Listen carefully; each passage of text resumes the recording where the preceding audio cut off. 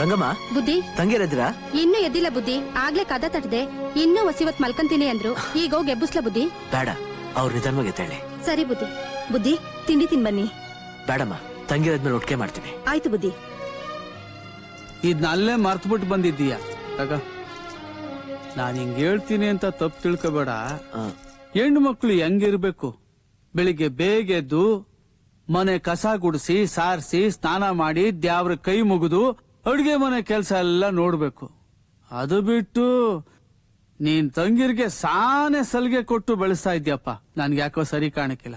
ರಮಣ, ಹೆಣ್ಮಕ್ಳು ತವ್ರ ಮನೇಲಿ ಇರೋವರೆಗೂ ತಾನೆ ಸುಖವಾಗಿ ಸ್ವತಂತ್ರವಾಗಿ ಇರೋಕಾಗದು. ಗಂಡನ ಮನೆಗೆ ಹೋದ್ಮೇಲೆ ಇದೆಲ್ಲ ಇದ್ದೇ ಇರುತ್ತೆ. ನೀನೇನು ಯೋಚನೆ ಮಾಡಬೇಡ. ಅತ್ತೆ ಮನೆಗೆ ಹೋದ್ಮೇಲೆ ಹೊಂದ್ಕೊಂಡು ಹೋಗ್ತಾರೆ ಬಿಡು. ಮುತ್ತಣ್ಣ,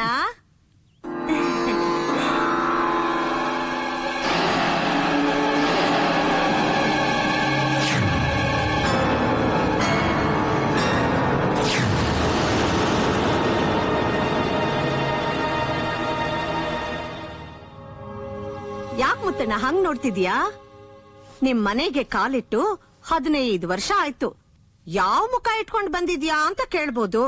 ಸಂಬಂಧ ಅಂದ್ಮೇಲೆ ಒಂದು ಮಾತು ಬರುತ್ತೆ ಹೋಗುತ್ತೆ. ಅದಕ್ಕೋಸ್ಕರ ಶಾಶ್ವತವಾಗಿ ದೂರ ಇರೋಕ್ಕಾಗತ್ತಾ? ನಿಮ್ಮ ಅಪ್ಪ ಅಮ್ಮ ಸತ್ತು ನೀವು ಬೀದಿಲ್ ಬಿದ್ದಾಗ ನಾವು ಸಹಾಯ ಮಾಡ್ಲಿಲ್ಲ ಅಂತ ನೀವು ಕೋಪ ಇರಬಹುದು. ಆದ್ರೆ ನಾವು ಹಾಗ್ ಮಾಡದೇ ಇದ್ದಿದ್ರೆ ನಿನಗ್ ಬದುಕ್ಬೇಕು ಅನ್ನೋ ಛಲ ಹುಡ್ತಾ ಇತ್ತಾ? ಇಷ್ಟೊಂದ್ ಆಸ್ತಿ ಸಂಪಾದನೆ ಮಾಡೋಕಾಗ್ತಿತ್ತಾ? ಸುತ್ತಮುತ್ತ ಊರುಗಳಲ್ಲಿ ನಿನಗೆ ಈ ಮರ್ಯಾದೆ ಸಿಗ್ತಾ ಇತ್ತಾ ಮುತ್ತಣ್ಣ? ನಿಂತೇ ಇದೆಯಲ್ಲಪ್ಪ, ಕೂತ್ ಮಾತಾಡೋಣ ಬಾ. ಅಲ್ಲೇ ನಿಂತ್ಕೊಳ್ಳಿ. ಕೂತ್ ಮಾತಾಡಕ್ಕೆ ನಿಮ್ಗೂ ನಮ್ಗೂ ಏನ್ ಸಂಬಂಧ? ಬೇಡಮ್ಮ, ಹಾಗೆಲ್ಲ ಮಾತಾಡ್ಬಾರ್ದು. ಮನೆಗೆ ಬಂದಿರೋ ಶತ್ರುಗಳೇ ಆದ್ರೂ ಮರ್ಯಾದೆ ಕೊಡ್ಬೇಕಾದ್ದು ಮರ್ಯಾದಸ್ಥರ ಲಕ್ಷಣ. ಬನ್ನಿ ಅತ್ತೆ. ಮುತ್ನಂತ ಮಾತು. ಟವಲ್ ನಲ್ಲಿ ಯಾಕಡೆ ಸುತ್ಕೊಂಡು ಓಡದಂಗೆ. ಬನ್ನಿ ಬನ್ನಿ ಬನ್ನಿ ಬರ. ಹೇಳಿ, ಏನ್ ವಿಷಯ? ನಿನಗೆ ವಯಸ್ಸಿಗೆ ಬಂದಿರೋ ತಂಗೀರು, ನಮಗೆ ಮದುವೆಗೆ ಬಂದಿರೋ ಮಕ್ಕಳು. ಆಗಿನ ಕಾಲದಲ್ಲಿ ಏನೋ ಸಹಾಯ ಮಾಡೋಕಾಗ್ಲಿಲ್ಲ ಅಂತ ಈಗ್ಲೂ ಹಾಗೆ ಇರೋಕಾಗತ್ತಾ?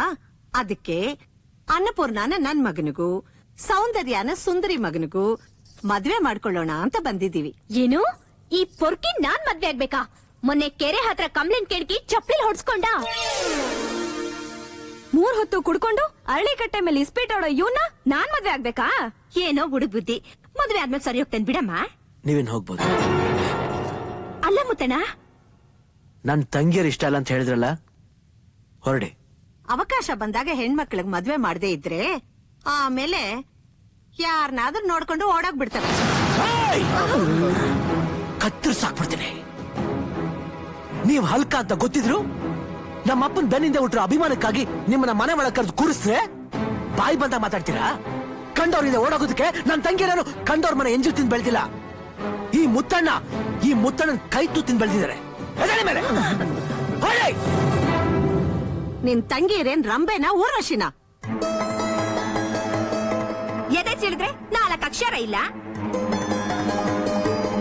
ತಲೆ ಹೊಡೆದ್ರು ಒಂದು ಮನೆ ಕೆಲಸ ಬರಲ್ಲ ಇವಕ್ಕೆ.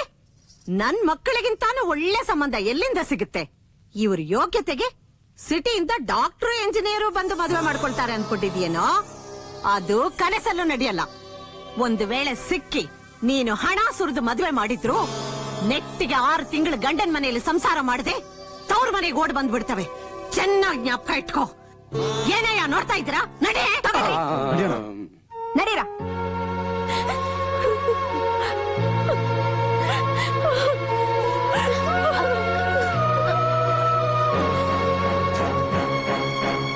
ತಲೆ ಹೊಡೆದ್ರು ಒಂದು ಮನೆ ಕೆಲಸ ಬರಲ್ಲ ಇವಕ್ಕೆ. ನನ್ ಮಕ್ಕಳಿಗಿಂತಾನು ಒಳ್ಳೆ ಸಂಬಂಧ ಎಲ್ಲಿಂದ ಸಿಗುತ್ತೆ? ಇವ್ರ ಯೋಗ್ಯತೆಗೆ ಸಿಟಿಯಿಂದ ಡಾಕ್ಟರ್ ಇಂಜಿನಿಯರು ಬಂದು ಮದುವೆ ಮಾಡ್ಕೊಳ್ತಾರೆ ಅನ್ಕೊಂಡಿದ್ಯೇನೋ?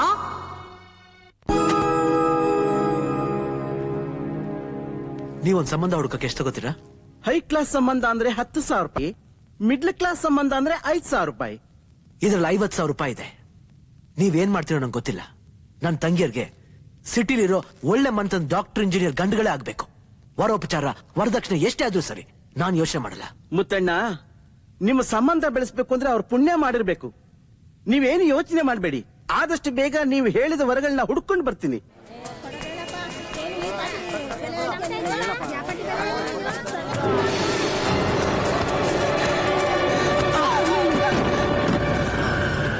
ಯಾರಮ್ಮ? ನನ್ನ ಹೆಸರು ಪ್ರಿಯಾ ಅಂತ. ನಮ್ಮೂರು ರಾಮಾಪುರ. ಯಾಕೆ, ಏನಾಯ್ತು? ನಾನ್ ಬೆಂಗಳೂರಲ್ಲಿ ಓದ್ ಮುಗಿಸ್ಕೊಂಡು ಹಳ್ಳಿಗ್ ಬಂದಾಗ ನಮ್ ತಂದೆ ಯಾವ್ದೋ ಕೊಲೆ ಕೇಸಲ್ಲಿ ಸಿಕ್ಕಾಕೊಂಡಿದ್ರು. ಅವ್ರಿಗೂ ಆ ಕೊಲೆಗೂ ಯಾವ ಸಂಬಂಧನೂ ಇರ್ಲಿಲ್ಲ. ನಮ್ಮಪ್ಪನ ಉಳಿಸ್ಕೊಳಕ್ಕೋಸ್ಕರ ನಮ್ಮೂರ್ ಸಾವುಕಾರನ ಹತ್ರ 50,000 ರೂಪಾಯಿ ಸಾಲ ಮಾಡಿದ್ವಿ. ಆದ್ರೂ ಏನೋ ಪ್ರಯೋಜನ ಆಗ್ಲಿಲ್ಲ. ಕೋರ್ಟ್ ನಮ್ಮಪ್ಪನ್ಗೆ ಜೀವಾವಧಿ ಶಿಕ್ಷೆ ಕೊಟ್ಬಿಡ್ತು. ಈ ವಿಷಯ ಕೇಳಿ ನನ್ ತಾಯಿ ತೀರ್ಕೊಂಡ್ರು. ಈಗ ಅವನು ನನ್ ಸಾಲ ತೀರ್ಸು, ಇಲ್ಲ ಅಂದ್ರೆ ನನ್ನ ಆಸೆ ತೀರ್ಸು ಅಂತ ಹಿಂದೆ ಬಿದ್ದಿದ್ದಾನೆ. ಅವನು ಅವನ ಕಡೆಯವರು ನನ್ನ ಅಟ್ಟಿಸ್ಕೊಂಡ್ ಬರ್ತಿದ್ದಾರೆ. ದಯವಿಟ್ಟು ಅವನಿಂದ ನನ್ನನ್ನು ಕಾಪಾಡಿ. ನೋಡಿ, ಅವ್ರು ನಿಮ್ಗೆ ಎಷ್ಟು ದುಡ್ಡು ಕೊಡ್ಬೇಕೋ ಅದನ್ನ ನಾನ್ ಕೊಡ್ತೀನಿ. ಆಕೆನ್ ಬಿಟ್ಬಿಡಿ. ಯಾವನಿಗೆ ಬೇಕೋ ನಿನ್ ದುಡ್ಡು? ಇಷ್ಟು ದಿವಸದಿಂದ ಇವಳಿಗೋಸ್ಕರನೇ ಕಾಯ್ತಾ ಇದ್ದೆ.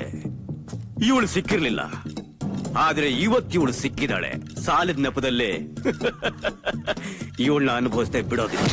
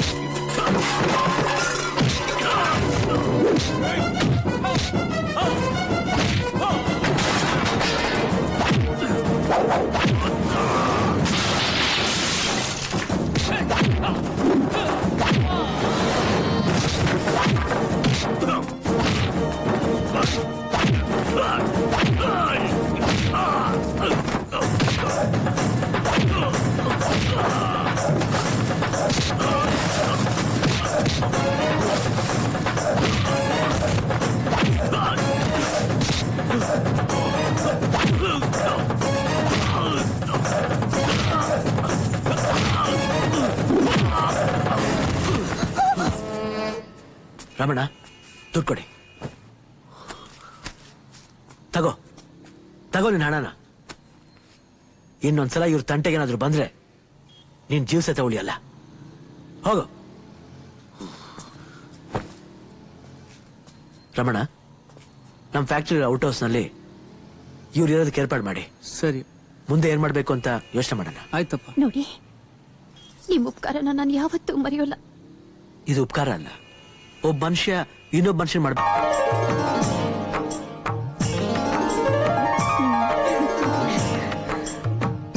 ನಮಸ್ಕಾರ. ಕೂತ್ಕೊಳ್ಳಿ.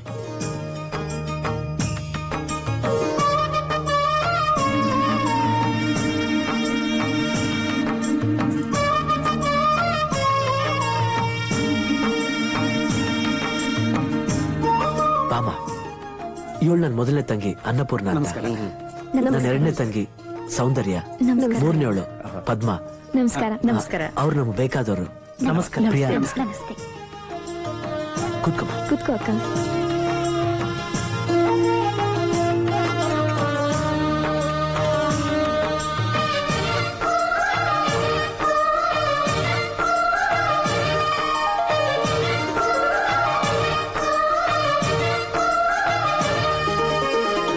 ತಮ್ಮ ಅಭಿಪ್ರಾಯ ಏನು ಅಂತ ಹೇಳಿದ್ರೆ?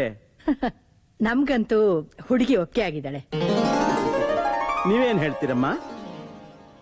ನಮ್ಮ ಅಣ್ಣ ಹೆಂಗೆ ಹೇಳ್ತಾರೋ ಹಂಗೆ. ಆಹಾ ಆಹಾ, ಅಣ್ಣನಿಗೆ ತಕ್ಕ ತಂಗಿರು. ಇನ್ಯಾಕ್ ಸ್ವಾಮಿ ತಡ? ಕೊಡೋದು ತಗೊಳೋದಿದ್ರೆ ಮಾತಾಡ್ಬಿಡಿ. ಇದರಲ್ಲಿ ಮಾತಾಡೋದೇನ್ ಬಂತು ಶೇಷನವ್ರೆ? ನನ್ನ ತಂಗಿಯರೇ ನನ್ನ ಸರ್ವಸ್ವ. ಅವ್ರಿಗೋಸ್ಕರ ನಾನು ಏನ್ ಮಾಡಕ್ಕೂ ಸಿದ್ಧ. ಅಷ್ಟು ಹೇಳಿದ್ಮೇಲೆ ಇನ್ ಮಾತಾಡೋದು ಏನಿದೆ ಶೇಷಯ್ಯನವ್ರೆ? ಹಾಗಾದ್ರೆ ತಾಂಬೂಲ ಬದಲಾಯಿಸ್ಕೋಬಹುದಲ್ವಾ? ಶುಭಮಸ್ತು.